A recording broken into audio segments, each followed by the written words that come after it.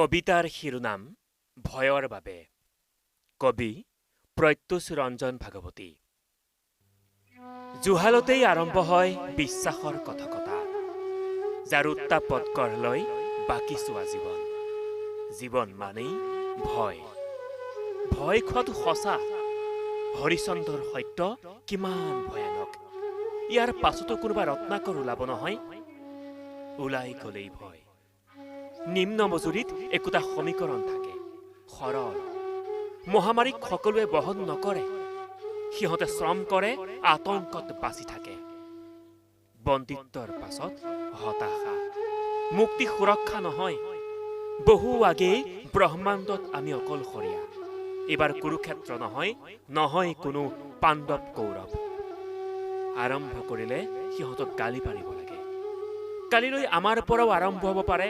তেতিয়া সিহঁতে সহায়ৰ হাত আগবঢ়াব, জনাব সমবেদনা। বন্দিত্বৰ দিনত দুঃস্বপ্ন। জন্মৰ পিছত অভিজাত্য। বাকী চোৱা জীৱন ধৰ্মখাৱতী বাচি নাথাকিব কোনো উপত্যকাবাসী।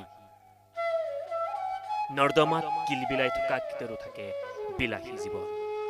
অকণমানি দৈত্যৰ পৰাক্ৰমতো হ'ব পাৰে মহা বিপৰ্যয়। সুখৰ বাবে কোনো মহাপৰিৱৰ্তন নহয়, সুখৰ নাটকহে হয়। বৰ্তি থাকিবৰ বাবে ভয় লাগে, ভয় লাগে। এক মিটাৰ অথবা উলংঘা হয় আপোনত্বৰ সকলো চুক্তি।